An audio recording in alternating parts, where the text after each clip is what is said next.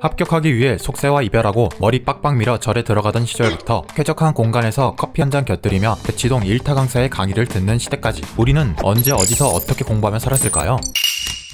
나 오늘부터 공부한다 라고 선언하면 머리 깎고 출가하여 절에 들어가는 것이 국룰. 오직 책만 가지고 외부와의 접촉이 완전하게 차단된 산 중턱으로 결연하게 올라갑니다. 자연의 소리와 스님의 목탁 두드리는 소리만 있는 곳. 하지만 누구에게도 의지할 수 없고 같은 고민을 나눌 수 있는 이들도 없습니다. 고요함 속에서 나 자신과 싸워야 하는 법이죠. 그렇게 절에서 수련하던 프로 공부러들은 다른 공간을 발견합니다. 그곳은 바로 신림동과 노량진의 고시촌. 같은 고민을 나누고 의지할 동지들은 많아졌지만 이곳은 훗날 청춘을 저당 잡힌 감옥이라 불리게 됩니다. 고시촌 특유의 우울한 분위기 속 목적을 이루지 못한 젊은이들의 좌절감과 치열함이 가득했기 때문이었죠. 무언가를 이루어야만 하고 그 공간을 벗어나야만 실패하지 않은 인생을 사는 것 같은 답답한 곳. 고시원에서 벗어나더라도 애써 갈 수 있는 곳이라고는 고작해야 학교 도서관이나 골방 같은 독서실 뿐이었어요. 그러던 어느 날 음침한 곳에서만 꿈을 키우던 이들에게 햇빛 가득한 공간이 나타났으니 바로 전설의 민들레 영토입니다. 1990년대 초중반 카페라는 개념이 낯설던 시절 음료값 대신 3시간의 기본 요금을 내고 무제한으로 음료와 공간을 이용할 수 있던 일명 민토는 사람들에게 신선한 충격이었죠. 민들레 영토의 등장으로 우리는 공간도 돈 주고 빌릴 수 있는 거구나 라는 생각을 하게 됩니다. 민토에서 사람들은 공부도 하고 모임도 하고 밥도 먹고 커피도 마시며 마음껏 즐겼어요. 그리고 민토에서 공부하던 이들이 점차 카페로 퍼져나가는데요. 세상과 단절하고 절에 들어가서 고시촌에 숨어 살며 도서관이나 골방을 전전하지 않고도 산뜻하고 밝은 공간에서 꿈을 키워나갈 수 있게 된 겁니다.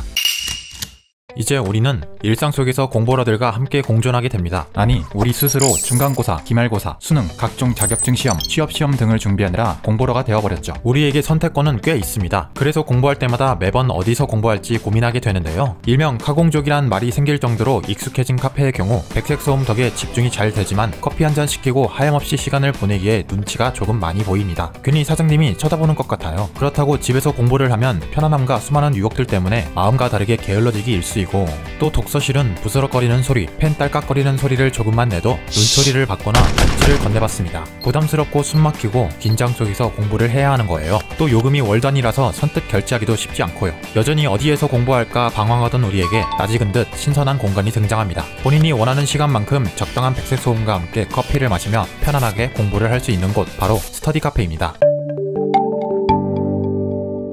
스터디 카페는 등장과 동시에 수많은 공부러들을 만족시키며 우후죽순처럼 생겨나기 시작했어요. 시장이 폭발적으로 성장한 것이죠. 그 중에서도 업계 1위 브랜드인 작심 스터디 카페에서 우린 달라진 공부 문화를 확인할 수 있습니다. 작심을 만들어낸 ING 스토리의 강남구 대표가 공부하는 공간의 트렌드를 이끌어가고 있는 셈이에요. 먼저 실용적인 측면에만 집중했던 고시원이나 독서실과는 다르게 차별화된 공부 공간이 등장합니다. 클래식하고 고풍스러운 인테리어와 분위기 속에서 우린 마치 세계적인 석학들의 빙의한 것처럼 공부에 집중할 수 있죠. 또 이제는 단순히 공간만 빌리는 것이 아니라 공부 콘텐츠도 제공받을 수 있어요. 작심에서는 이투스, 대성, 에듀윌, 해커스, 희원스쿨 등 다양한 교육업체의 인강을 들을 수 있는데요. 문제집을 풀다가 막히는 부분이 생기면 바로 인강을 찾아 해결할 수 있는 거죠.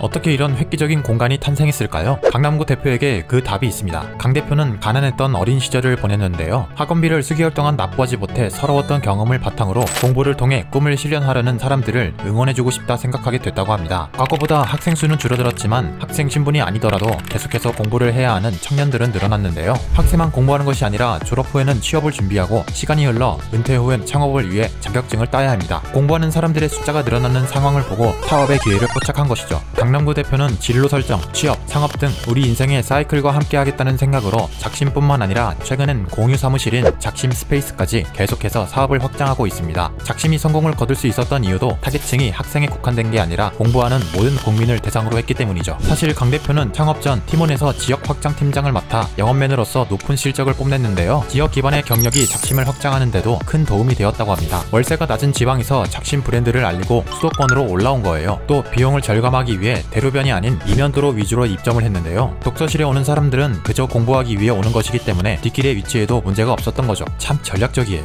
현재 작심 스터디 카페는 매장 수 500개, 연매출 318억 원을 달성하며 수많은 경쟁 업체들 사이에서 1위의 자리에 우뚝 서 있습니다. 날마다 작심, 이루지 못할 꿈은 없다. 우린 앞으로 언제 어디서 어떻게 공부를 하게 될까요? 작심 스터디 카페의 강남구 대표가 또 어떤 공간으로 공부 문화를 선도해 나갈지 기대가 됩니다. 오늘 이야기도 재미있으셨다면 구독, 좋아요, 알림 설정 부탁드리겠습니다. 그럼 다음에 또 보엉!